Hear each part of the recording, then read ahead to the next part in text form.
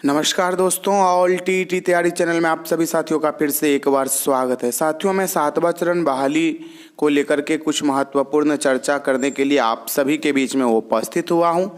आप सभी का फ़ोन बार बार आ रहा है कल से कि कुछ हमारे साथी सचिवालय गए थे, वहां से बुरी खबर आ रही है। बुरी खबर यही है कि सचिवालय में जो पदाधिकारी बैठे हुए हैं उनका कहना है कि मैं 7वां चरण बहाली प्रक्रिया की जो भी आवश्यक तैयारी है वो मैंने पूरी कर ली है, लेकिन जब तक मंत्री जी नहीं कहेंगे तब तक हम लोग आगे नहीं बढ़ेंगे। और भी कुछ महत्वपूर्ण बात है उसको बताना नहीं चाह रहे हैं। इस प्रकार से मैसेज जो है वो वायरल हो रही है और आप लोग लगातार मुझे फ़ोन भी करते हैं और पूछते हैं कि क्या ये बात सही है। ये मैं आप सभी को बताना चाहता हूँ कि देखिए, सचिवालय स्तर पर क्या हो रही है नहीं हो रही है ये बात आप सभी को या मुझे नहीं बताया जाएगा, क्योंकि आप जानते हैं कि सरकार अभी नई बनी है और यहाँ पर पदाधिकारी अभी दुविधा में खुद हैं कि उनकी ट्रांसफ़र कर दिया जाएगा या वे शिक्षा विभाग में ही रहेंगे।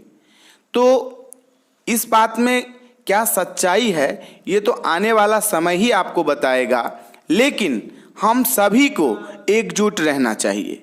मैं ये बात इसलिए कह रहा हूँ क्योंकि सरकार के पास में रिक्ति है। आप जानते हैं कि माध्यमिक में लगभग 1 लाख रिक्ति सरकार के पास में है। आप बोलिएगा कैसे 1 लाख रिक्ति है, तो मैं आप सभी को बता देना चाहता हूं कि 37,000 पे 2019 में सरकार ने STET लिया था। उसके बाद जितने भी उत्क्रमित विद्यालय है, आप सभी को पता होगा कि बिहार में पंचायत के स्तर पर जो मिडिल स्कूल है उसको ही उत्क्रमित करके हाई स्कूल बनाया सरकार ने, और उसके लिए लगभग 33,000 पद जो है वो सृजन भी किया। तो 33,000 पद ये हो गया। और आप सभी को पता होगा कि छठे चरण बहाली की प्रक्रिया अब समाप्त होने को है, अगस्त में हो ही जाएगी। इसमें 32,000 से ऊपर पद जो है वो सरकार के पास में था, जिसमें से 2-2.5 हजार शिक्षक ही चुन करके या सेलेक्ट हो करके या चयन हो करके विद्यालय में जाएंगे। तो 30,000 पद ये भी हो गया। तो आप समझ लीजिए कि अभी STET में ही सरकार के पास लगभग 1 लाख रिक्ति है। वहीं मैं प्राथमिक विद्यालय की बात करूं 1 to 8 की, तो आप सभी को पता होगा कि कुछ दिन पहले 38 जिला से जो रिक्ति मंगाई गई थी उसमें 1,29,000 जो है वो बताया गया था। तो फिर उस रिक्ति को सुधारा भी गया। तो आप रख लीजिए कि 1 लाख प्लस रिक्ति तो वहां भी है। तो रिक्ति पर्याप्त है, कार्य भी प्रगति पर है सचिवालय में, ये बात आप सभी को पता है। नियमावली वायरल भी हो गई थी, बस सरकार बदल गई इसलिए सब काम जो है वो ठप हो गए। अब एक बात यहां पर मैं आप सभी को और बताना चाहता हूं कि सचिवालय के पदाधिकारी यदि ये बात कहते हैं कि मैं माननीय मंत्री जी का इंतजार कर रहा हूं, और इधर मंत्री जी कहते हैं कि हमने आदेश दे दिया है आगे की प्रक्रिया करने के लिए, यानी कि जो भी रिक्ति की प्रक्रिया है उसके लिए जो भी काम है उसको करने के लिए हमने विभाग को बोल दिया है, मंत्री जी का कहना है। और जो उप मुख्यमंत्री हैं श्री तेजस्वी प्रसाद यादव, उनका कहना है। और मुख्यमंत्री जी तो कुछ बोलते ही नहीं है बहाली के ऊपर में, ये बात तो आप सभी जानते हैं।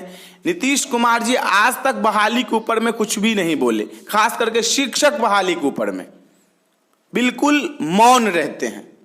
और एक बात और निकल के आ रही है कि 2-3 दिन पहले आपने देखा होगा कि विधानसभा में विजय कुमार चौधरी ने बोल दिया कि केंद्र सरकार हमारी पैसा जो है वो रोक के रखती है, इसलिए हमारे बिहार के जो नियोजित शिक्षक हैं उनका वेतन बकाया रहता है।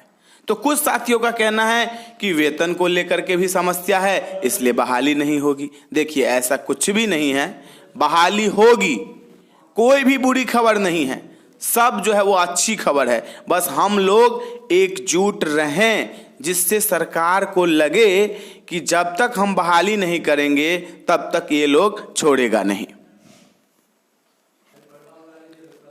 आप सभी के स्क्रीन पर मनोज मंजिल जी हैं।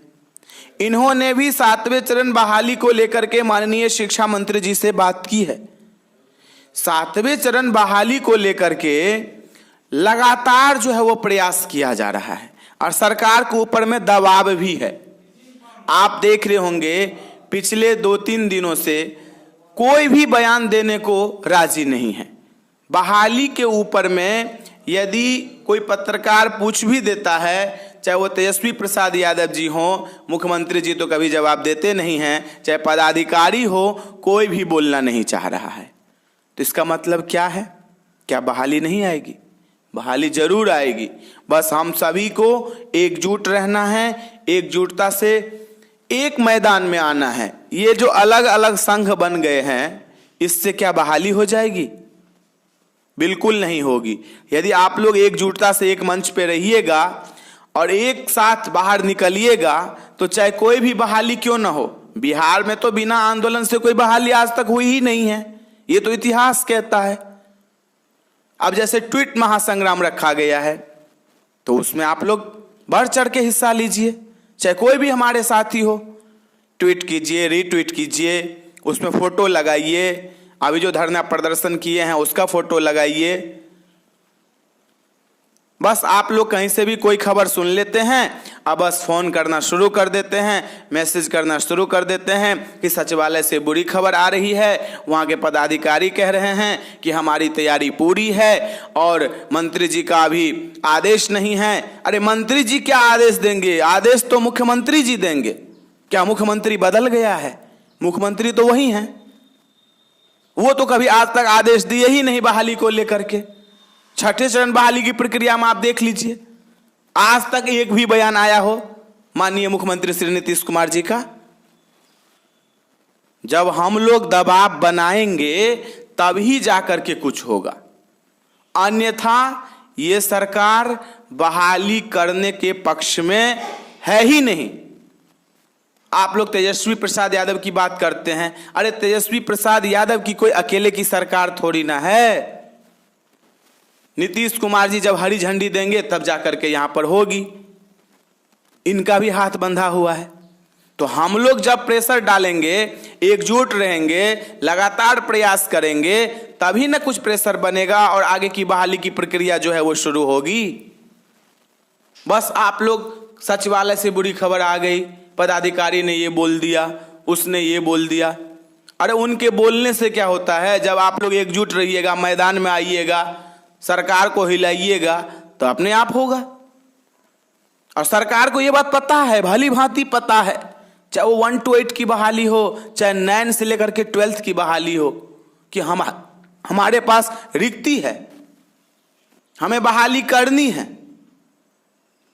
तो इसलिए आप लोग घबराइए नहीं, प्रयास कीजिए, एकजुट रहिए, एक दूसरे की सहायता कीजिए। वीडियो को ज़्यादा से ज़्यादा शेयर कीजिएगा, क्योंकि हमारे साथी का मनोबल जो है वो टूट जाता है। क्योंकि कहीं से भी कोई खबर इस प्रकार की आ जाती है बहाली को लेकर के, उससे क्या होता है? मनोबल टूट जाता है। मनोबल नहीं टूटना चाहिए, एकजुट रहना चाहिए। तो अभी के लिए इतना ही, फिर मिलते हैं अगले वीडियो में। धन्यवाद साथियों। सब्सक्राइब कीजिए और टीईटी तैयारी को दबाइए इस बेल आइकन को, ताकि हमारा वीडियो आपको सबसे पहले मिले। शेयर करें अपने दोस्तों के साथ, ताकि वो भी उसका लाभ उठा सके। ये सब बिल्कुल फ्री।